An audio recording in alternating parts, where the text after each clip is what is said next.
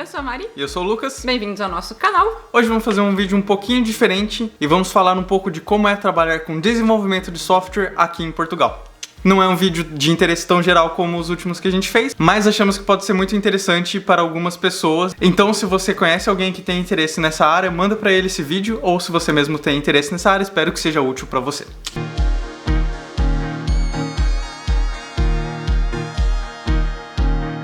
E antes da gente começar aqui, nós queremos dizer um grande obrigado para os nossos inscritos. Chegamos nos 1000 inscritos!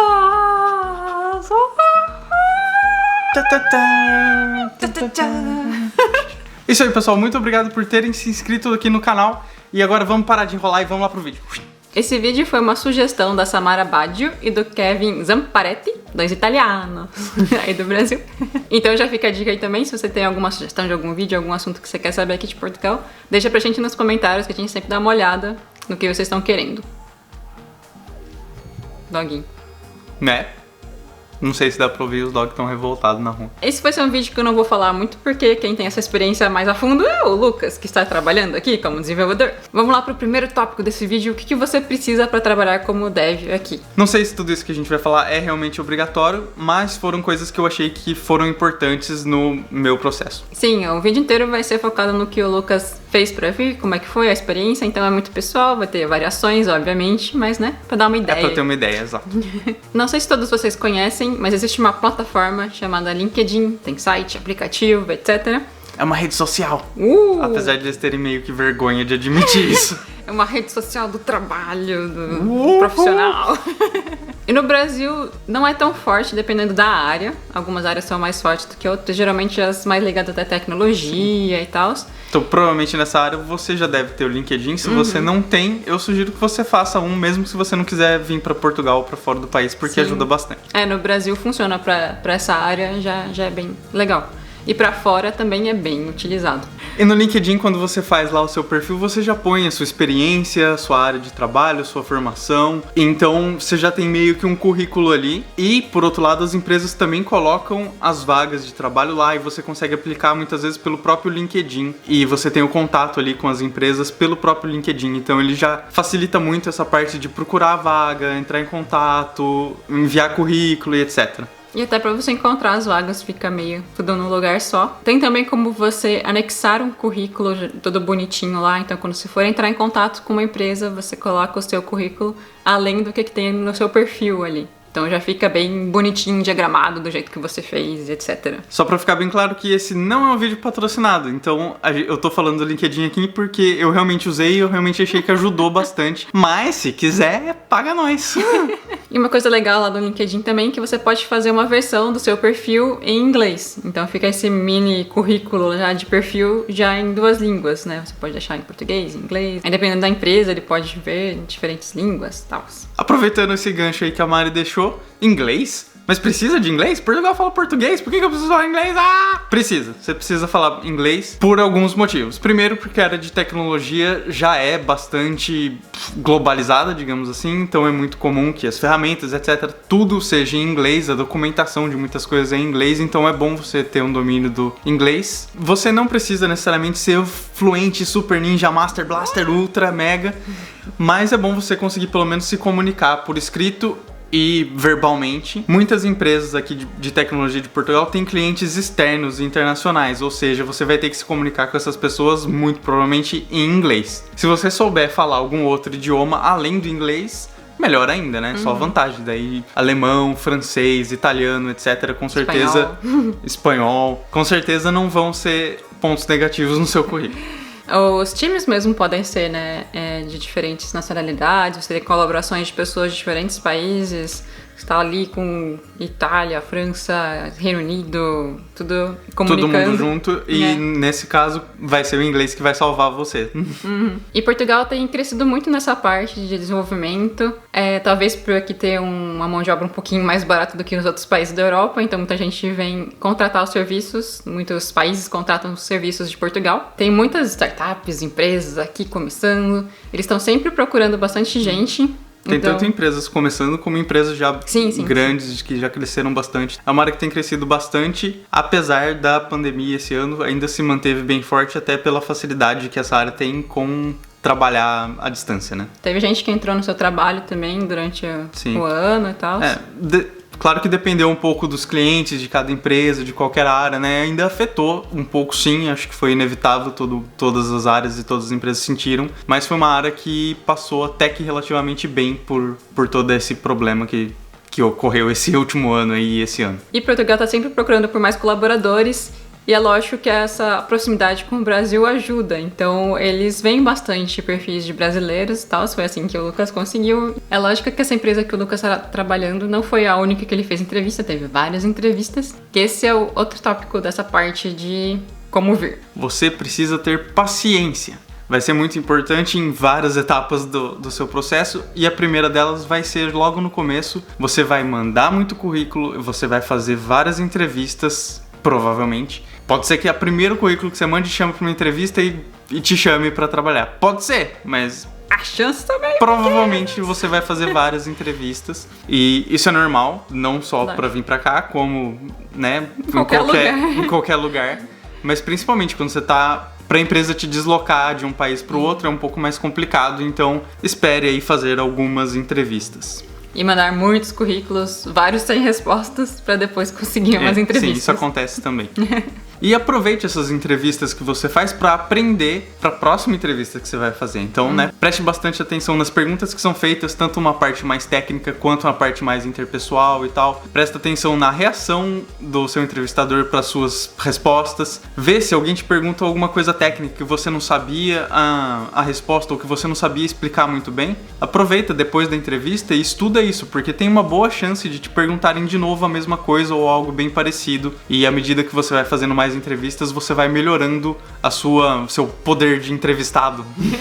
E é sempre bom fazer essas pesquisas, por exemplo. Uma coisa que é bem comum perguntarem é sobre faixa salarial. Então, isso é fácil você achar na internet. Você vê como que é o salário base, a média de salário dessa área, do que você faz, da sua posição mais especificamente. Isso, exato, você pode ver a sua posição especificamente, quanto tempo você tem de experiência e ver qual que é o salário médio, para você não chegar aqui na proposta de salário e pedir um negócio muito mais alto do que é o praticado ou muito mais baixo também não é vantagem. Falando em entrevista e em pesquisar, relembre os conceitos básicos da linguagem e das ferramentas que você usa, porque às vezes muitas coisas que você usa no dia a dia e acaba usando praticamente todo dia, mas você esquece um pouco as definições disso e conceitos um pouco mais abstratos que você não usa no dia a dia, mas que é o tipo de coisa que o pessoal costuma perguntar em entrevista de dev, até porque é meio difícil fazer entrevista para essa área. É aquela parte teórica que você aprende nos cursos e tudo mais e não usa na vida real, mas que é a base para o que você faz, mas você não lembra os nomes direito? Então dá aquela olhadinha e tal. Ou não sabe bem como explicar e tal. Sim.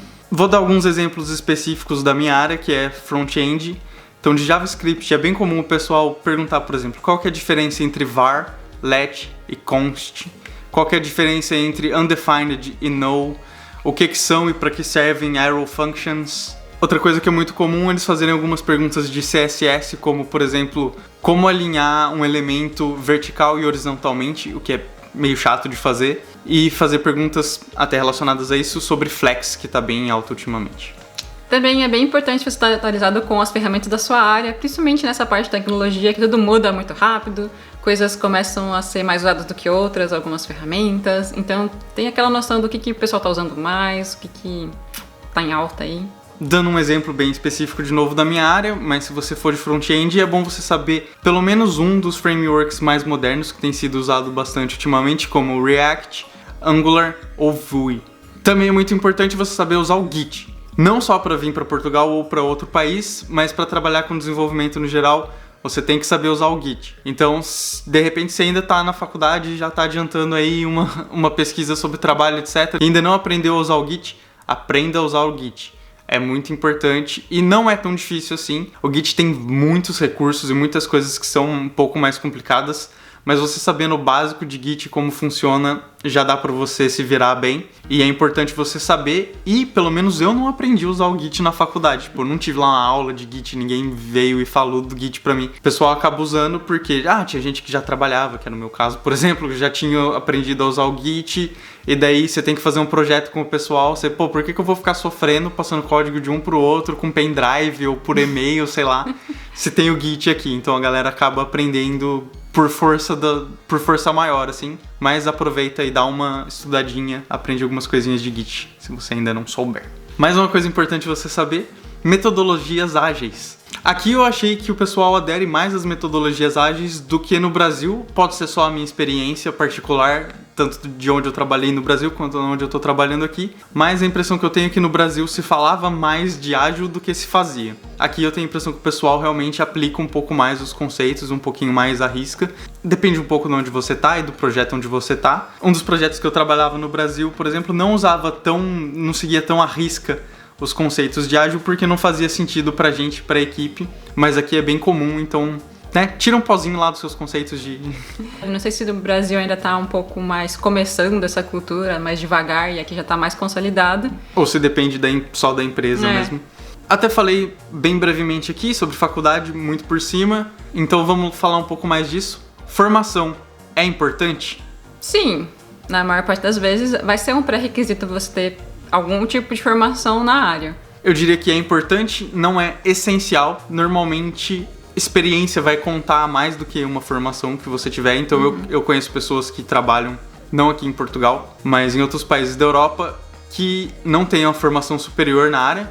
A pessoa que eu tenho em mente tem a formação técnica, por sinal. Mas o mais importante, ela tem bastante experiência na área. Trabalhou bastante nisso lá no Brasil antes de vir pra fora. Então, se você não tem nenhuma experiência de trabalho, pode ser um pouco mais difícil você encontrar uma vaga. Provavelmente.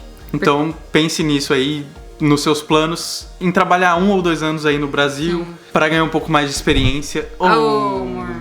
Para ganhar um pouco mais de experiência antes de vir pra cá. Porque por mais que talvez você venha para um cargo mais ainda júnior na sua empresa e tal, você tem que ter algum tipo de experiência, senão por que ele vai te importar aqui? Não vai ser um currículo maravilhoso também que vai te vender, você tem que saber fazer as coisas na prática. Mas algum tipo de formação provavelmente você vai ter que ter também. Vai ter um pré-requisitozinho ali. Te prejudicar não vai, então... E uma coisa boa é que pode contar essas coisas, né? Como o Lucas falou, teve o nosso amigo que tem o técnico. Não sei se o técnico é tão aceito, mas como ele tinha muita experiência, com certeza isso compensou.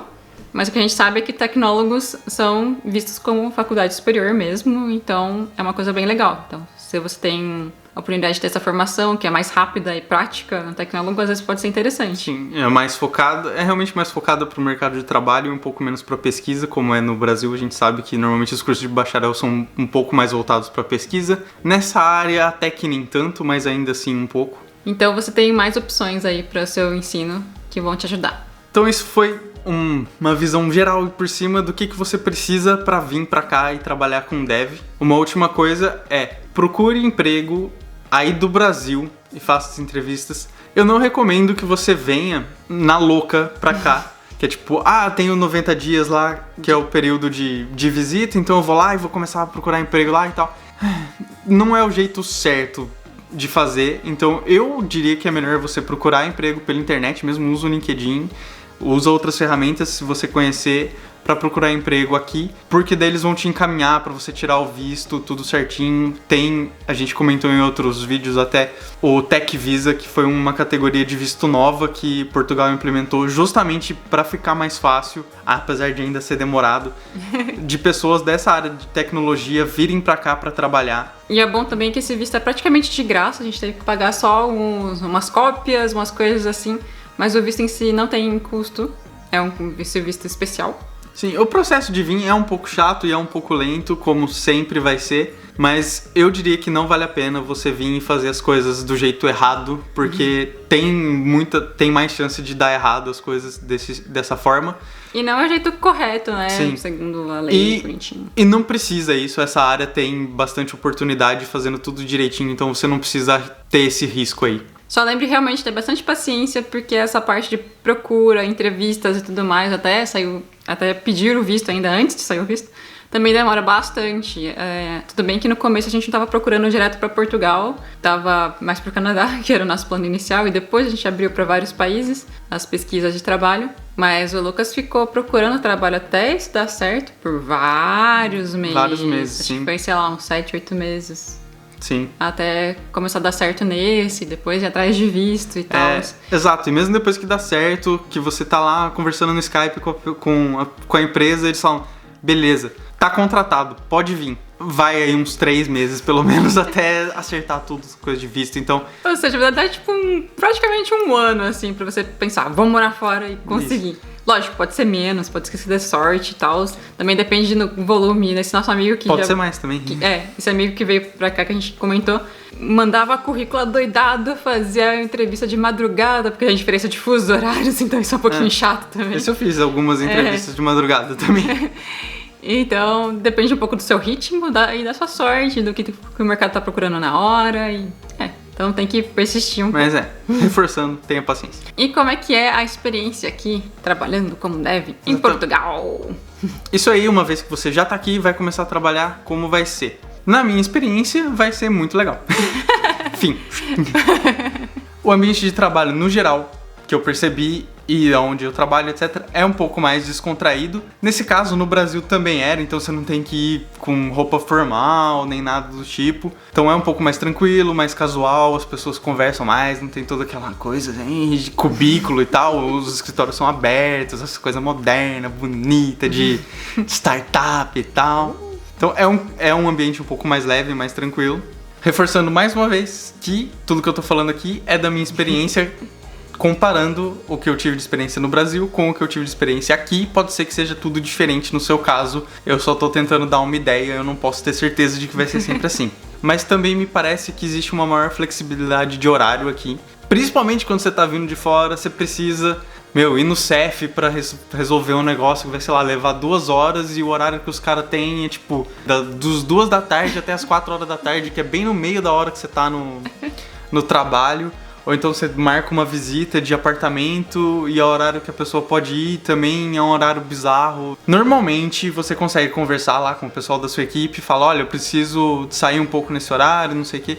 Não tem problema, você pode sair, depois você fica até um pouco mais tarde, ou um outro dia você faz um pouco mais de hora, você compensa ali e consegue adequar o seu horário com esses pequenos problemas. Se você precisar faltar um dia ou tirar um dia de férias também é bem tranquilo, a gente já comentou um pouco disso em outro vídeo, mas as férias aqui funcionam um pouco diferente do que no Brasil, a gente não vai entrar em muitos detalhes de novo, mas é muito mais fácil você tirar tipo 1 ou 2 dias de férias para resolver algum problema, ou até para descansar um pouco também se precisar, do que é no Brasil. Só avisando com antecedência, tá tudo bem.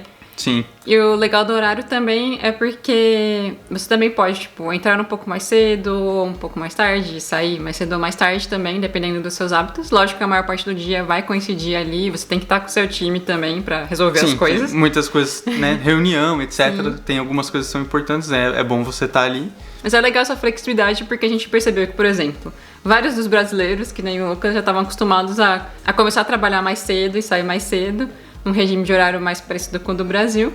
Enquanto aqui em Portugal, e acho que é uma coisa um pouco mais comum na Europa em geral, as pessoas começam a trabalhar um pouquinho mais tarde e saírem um pouco mais tarde. Provavelmente por causa do inverno, que amanhece bem mais tarde e tal, as rotinas são um pouco diferentes. Pelo menos nessa área, né, que permite essa flexibilidade de horário. É claro que você vai ver os donos das padarias tudo acordando bem cedinho. Sim. Mas nessa área é bem comum. E até no varejo, etc. Aqui, pelo que eu costumo ver, as lojas costumam abrir tipo 10 horas da manhã, então um pouquinho mais tarde. Mas também ficam abertas até mais tarde, 7, 8 horas da noite. Mas nos tempos longínquos do ano passado, quando eu ainda tava trabalhando presencialmente no escritório, eu chegava lá tipo 8 e pouquinho e era sempre assim, só tinha um monte de brasileiro lá. E daí depois, mais tarde, começavam a chegar os portugueses. E daí, em compensação, dava 5 horas da tarde, todos os brasileiros começavam a ir embora e os portugueses ficavam lá até um pouco mais tarde. É legal porque aí abrange um pouco essa diferença cultural sem prejudicar ninguém. Então, dá um equilíbrio bacana. E se você odiar acordar cedo com todas as suas forças, pode ficar tranquilo que você pode entrar um pouquinho mais tarde aqui sem problema. Essa área também é muito boa para trabalho remoto, lógico, é bem mais tranquilo do que várias outras áreas. E nesses últimos 2 anos, ano passado, foi o providencial. Isso, mesmo antes dessa loucura que forçou todo mundo a descobrir que é sim possível trabalhar remotamente, a área já é um pouco mais propícia a isso, e eu já tinha percebido que aqui em Portugal era mais comum. Tinha algumas pessoas que iam tipo 1 vez por semana ou 2 no escritório, não eram muitas, mas algumas às vezes morava numa cidade um pouco mais longe e tal, e é possível você conversar e combinar para fazer o trabalho remoto, mesmo antes da pandemia. Então eu imagino que agora que todo mundo teve que trabalhar remoto por um tempão, eu acho que se você preferir manter esse regime de trabalho remoto, vai ser muito mais fácil você conversar e combinar isso com as pessoas aqui, com as empresas, né? Sim. Eu, pessoalmente, não sou tão fã assim do trabalho remoto. Enfim, eu não gosto muito. Agora que não tem opção, eu faço, mas o que eu acho mais problemático é que os seus dias começam a emendar um no outro e começa tudo a virar uma coisa só. Porque, não sei, eu gosto daquela separação de beleza, agora eu vou pro trabalho e daí você se foca mais no trabalho e daí em compensação, a hora que acaba também você volta pra casa e daí beleza. O que nem sempre acontece, né? O pessoal da nossa área sabe que às vezes estoura um problema. Um problema.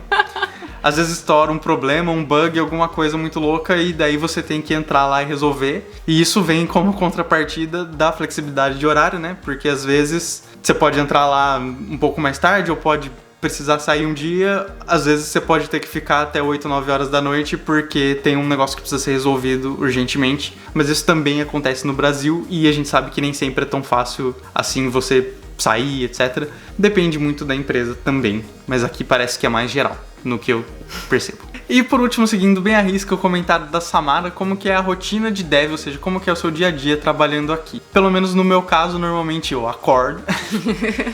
Então, depois você toma quantas xícaras de café você achar que é necessário para começar o seu dia. No caso do Lucas, nenhum. Mas no caso de muita gente, são várias. E você vai começar as suas atividades. Normalmente onde eu trabalho, o pessoal começa fazendo code review.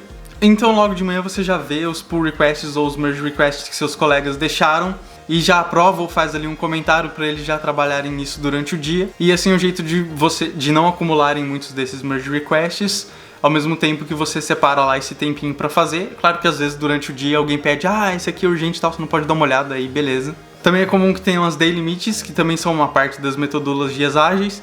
Então é uma reunião normalmente rápida para você falar o que você desenvolveu no dia anterior, o que você vai fazer esse dia e principalmente se você tem algum bloqueio, alguma dificuldade, se você precisa da ajuda de alguém ou se você precisa de algum esclarecimento com os requisitos da tarefa, qualquer coisa desse tipo, para que você possa fazer o seu trabalho ali naquele dia sem maiores problemas. Você já identifica o que você acha que pode te dar uma dificuldade e já tenta começar a resolução disso nessa reuniãozinha. Se precisar, você até marca uma reunião mais longa com as pessoas interessadas ali. A maior parte do dia você vai passar desenvolvendo os tickets que estão lá na sua sprint. Então provavelmente já estão ali pré-determinadas algumas tarefas que vão ter que ser feitas durante aquele sprint, normalmente um período de 2 semanas. E você vai pegar ali normalmente as que são mais prioritárias, ou se tiverem a prioridade empatada e uma não depender da outra, obviamente você pode escolher qual que você vai trabalhar e tal. E desenvolvendo isso, às vezes também surgem tarefas novas ou bugs que são prioridade, então você pode interromper um pouco o seu trabalho e pegar um deles, mas no geral você vai ter ali as suas tarefas que você tem que fazer num board, num quadro ali, que então você tem sempre um lugar para consultar, o que eu preciso fazer, então tá aqui e tal, já tá planejado isso com antecedência. Fora isso, tem algumas outras reuniõezinhas periódicas, que eu consigo lembrar agora de cabeça. Tem o Sprint Planning, que é justamente onde você vai planejar a próxima sprint, então determinar quais tarefas vão, etc. Tem o Product Refinement, que você vão pegar os requisitos passados pelo cliente, ver o que tem que ser feito. Normalmente o PO vai estar junto para esclarecer melhor o que o cliente quer com aquela tarefa, o que ele espera receber, e ver ali quanto tempo que vocês acham que isso vai levar, planejar a execução da tarefa mesmo.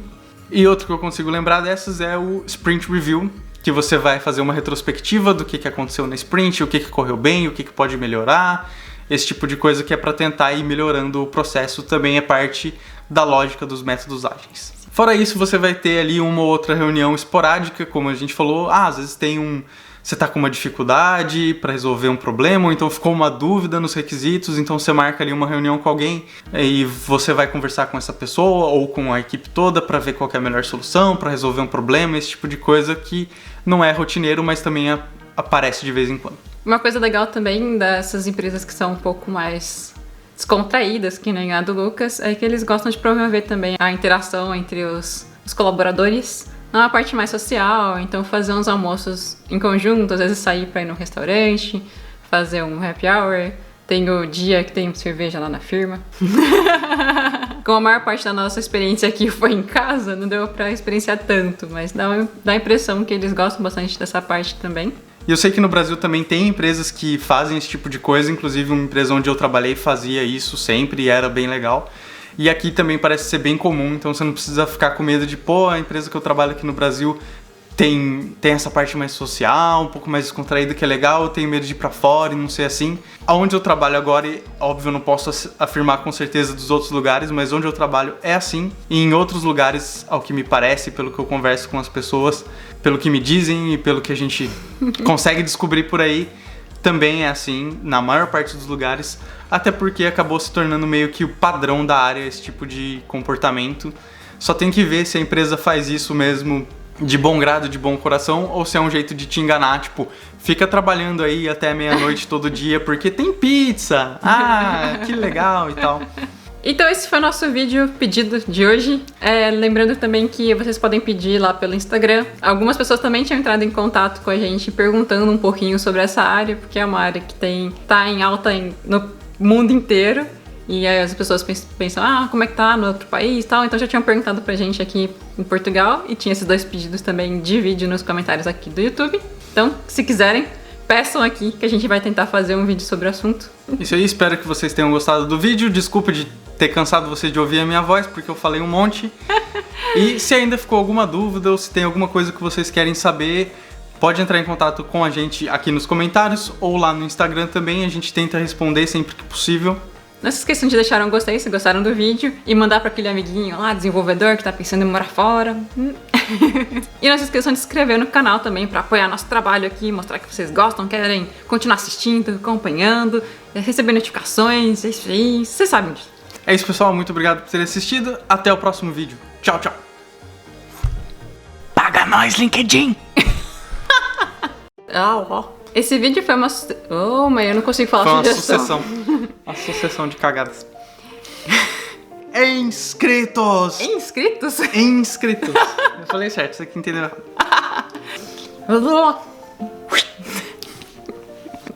Então vamos lá pro primeiro... Blá. Não. Tá difícil, hein? Então, Meu né? chute pagou.